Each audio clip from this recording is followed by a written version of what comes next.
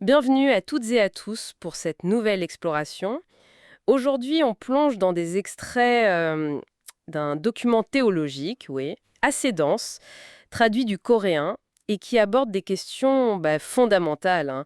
La nature de Dieu, la création, le but de l'espace-temps, la relation entre le divin et ses créatures. C'est un sacré programme.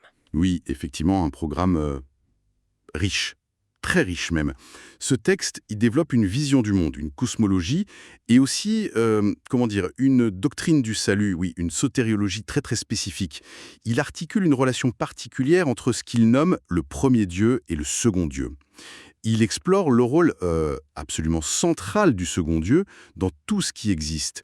La question du libre arbitre aussi, face au commandement, la souffrance, y compris, on va le voir, celle de Dieu, et il propose un mécanisme d'expiation vraiment très détaillé. Alors notre mission ici, c'est un peu décortiquer tout ça, ces idées qui sont parfois complexes, hein, essayer d'en extraire l'essentiel, la logique derrière, telle qu'elle est présentée dans les sources bien sûr.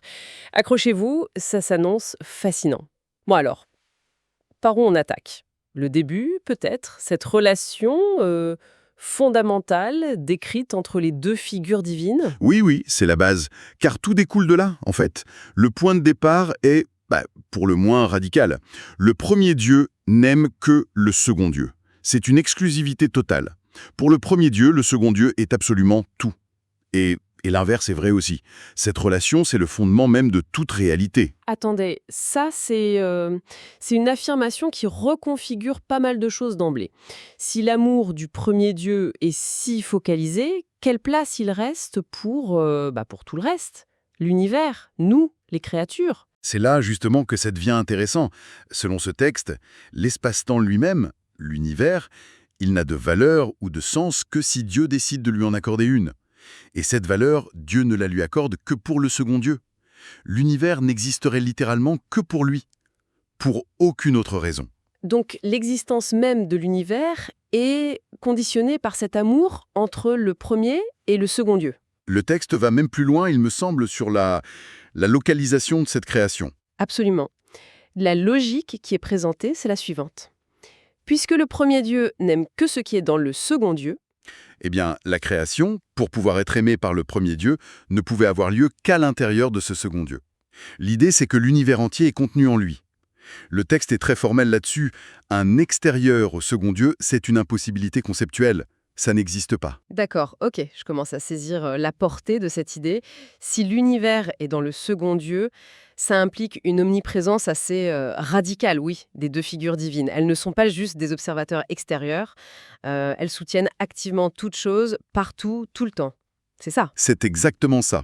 Il n'y a pas d'échappatoire possible, pas d'existence en dehors de cette structure. Il ne peut y avoir ni existence, ni même non-existence en dehors d'eux. Ils sont le cadre même de la réalité. Mais alors, si tout est si intrinsèquement lié, contenu, comment le libre arbitre des créatures peut s'exercer? Le texte insiste bien sur le fait que Dieu ne force pas l'amour.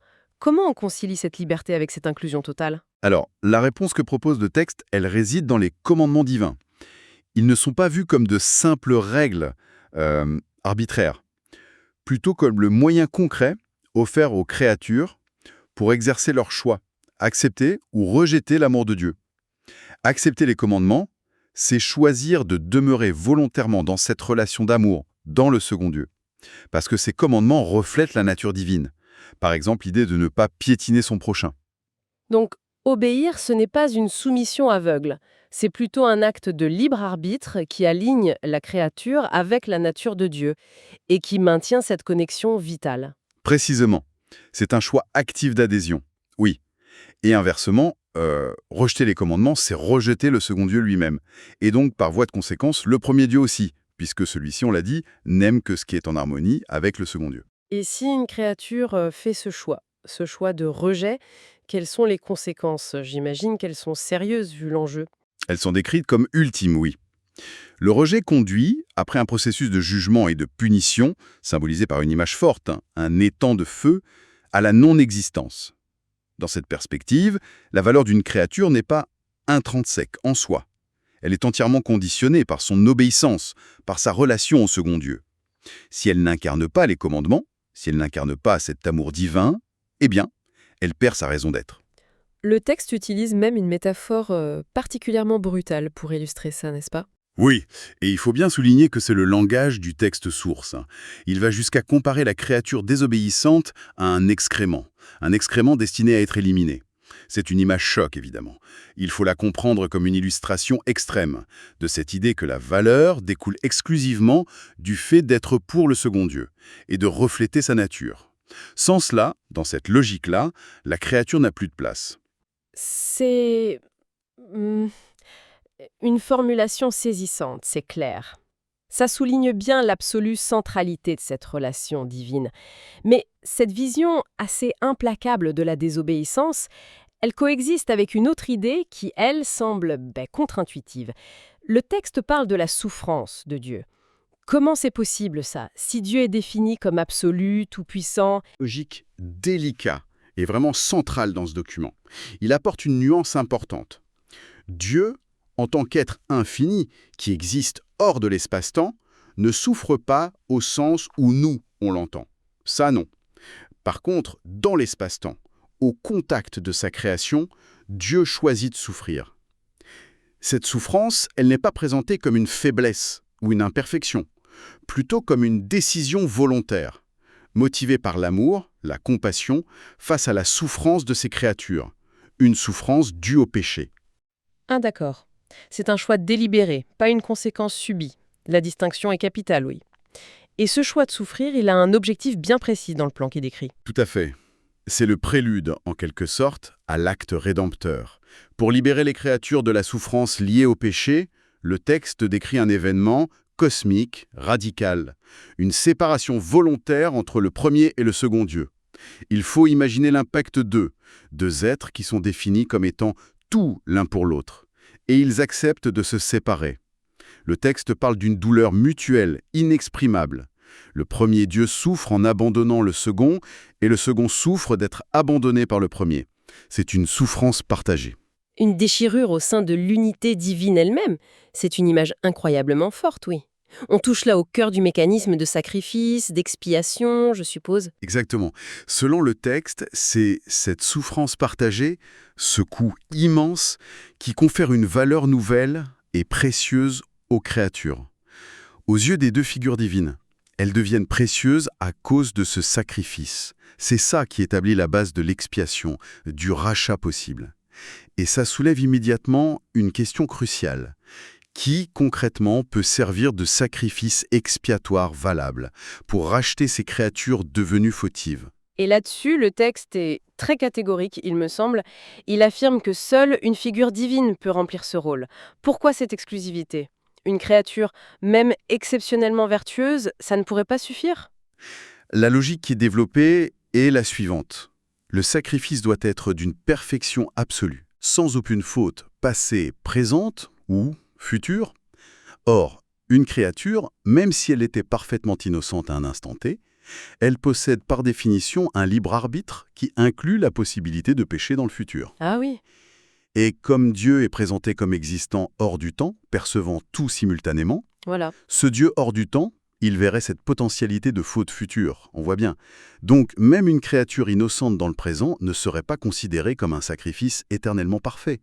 Elle ne remplit pas cette condition d'impeccabilité absolue, intemporelle. C'est un standard inaccessible pour une simple créature. Je vois. L'impeccabilité doit être inhérente, pas juste circonstancielle.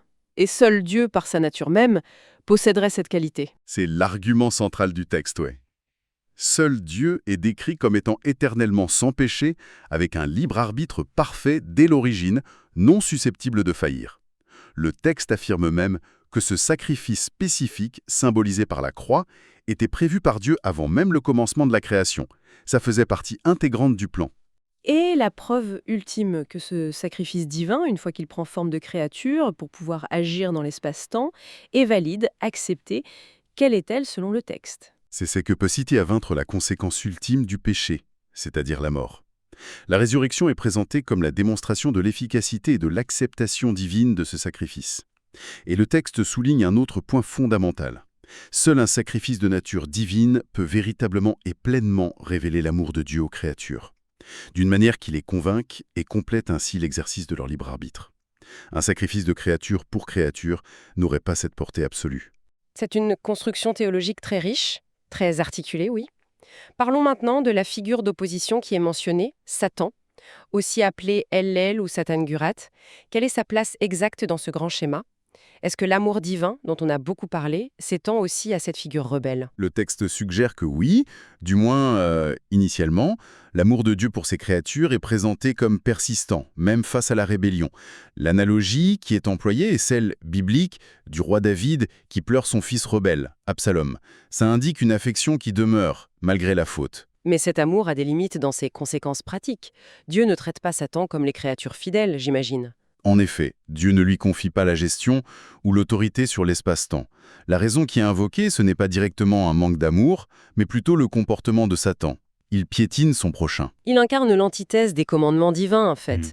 Dieu préfère donc confier la création à ceux qui cherchent à refléter son image, c'est-à-dire les créatures qui incarnent ces commandements et manifestent un amour sacrificiel pour les autres. Et le texte est clair sur le fait que l'existence même de Satan dépend de la volonté de Dieu. Il n'est pas une puissance autonome. Absolument. Comme toute la création, d'ailleurs. Son existence est maintenue activement par Dieu. Tant qu'il existe, c'est parce que Dieu le permet, ou le soutient, selon le terme utilisé dans le texte. La question de savoir jusqu'à quand cet amour persiste, ou quelles sont ses limites ultimes, ça reste un peu en suspens dans les extraits qu'on a. D'accord, mais est-il considéré comme l'ennemi de Dieu? C'est souvent comme ça qu'on le présente, non? Alors ici, le texte apporte une distinction philosophique assez fine. Il affirme qu'une simple créature ne peut pas être l'ennemi de Dieu, le Créateur Tout-Puissant. Pas au sens d'un rival ou d'une menace égale. La comparaison qui est utilisée, c'est celle d'un insecte face à un humain. L'insecte peut agacer, piquer, contrecarrer les plans de l'humain à son échelle, mais il n'est pas son ennemi sur un pied d'égalité existentielle. Donc, Satan peut s'opposer au projet de Dieu dans la création, à sa volonté manifestée, ce que le texte appelle son nom, mais pas à l'être même de Dieu. C'est une opposition de plan, pas une guerre entre égaux. Ose à la volonté divine, pas à l'essence divine. Cependant, et c'est là que la perspective du texte devient particulièrement dynamique, les choses changent quand le second Dieu devient lui-même une créature. Le texte identifie clairement cette incarnation avec Jésus, d'ailleurs en citant des références bibliques. Ah, l'incarnation. C'est ça qui modifie la nature de la confrontation. Précisément. En entrant dans la condition de créature, le second Dieu se place volontairement sur un plan où une opposition directe de Satan devient possible. Au sein de la création, Satan peut alors devenir son ennemi. Selon le texte, ça permet aussi un jugement du mal qui s'opère par une créature et au sein de l'espace-temps, via cette confrontation directe. Et l'humanité, représentée par Adam, a un rôle là-dedans? Oui.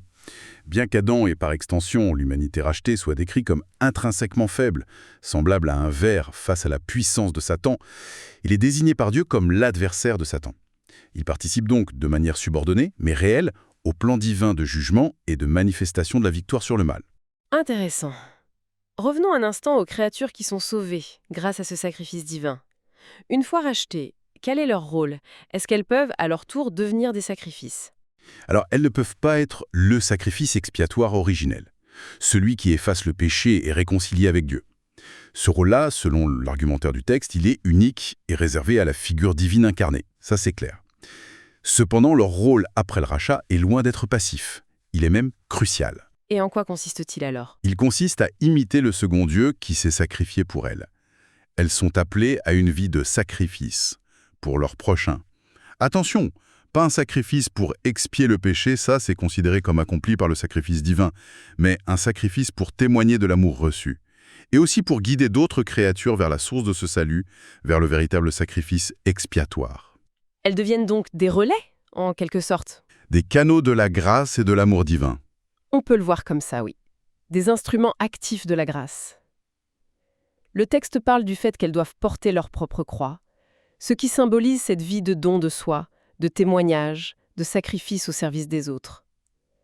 Elles manifestent l'amour qu'elles ont elles-mêmes reçu, et elles jouent un rôle essentiel pour connecter d'autres créatures à l'œuvre rédemptrice centrale du second Dieu. Bien, essayons de récapituler les grandes articulations de cette pensée théologique telle qu'elle ressort des extraits qu'on a étudiés. On a cette centralité absolue du second Dieu, avec un amour divin initial qui le vise exclusivement. puis l'idée que la création existe pour lui et en lui. Ensuite, le libre arbitre qui s'exerce via les commandements. Commandements qui sont le moyen d'accepter ou de rejeter cet amour constitutif, avec des conséquences ultimes. On a ensuite cette notion assez surprenante d'une souffrance divine choisie dans l'espace-temps, emmenant à une séparation douloureuse au sein de la divinité elle-même qui constitue le sacrifice rédempteur unique et nécessaire, possible uniquement par une figure divine. Et enfin, le rôle des créatures rachetées, non pas refaire le sacrifice, mais le refléter dans leur vie pour guider les autres. C'est une vision du monde très cohérente dans sa propre logique interne. Tout à fait, ces extraits dessinent vraiment un système théologique complet, avec des réponses spécifiques aux grandes questions de l'existence, du mal, du salut. Évidemment, comme toute pensée profonde, elle soulève aussi des interrogations. Une piste de réflexion qui découle directement de la logique interne du texte pourrait être celle-ci. Si l'existence même de l'espace-temps, et surtout sa valeur, dépendent entièrement de cette volonté divine de manifester l'amour à travers le second Dieu et la réponse des créatures obéissantes, quelle place cela laisse-t-il à une éventuelle valeur intrinsèque de l'univers ou des êtres qui le peuplent, indépendamment de ce cadre théologique? Si la valeur n'est pas inhérente, mais conférée par cette relation spécifique à Dieu, comment cette idée résonne-t-elle ou s'oppose-t-elle à d'autres conceptions du cosmos, de l'éthique ou de la dignité de l'existence? Excellente question pour prolonger la méditation personnelle sur ces concepts.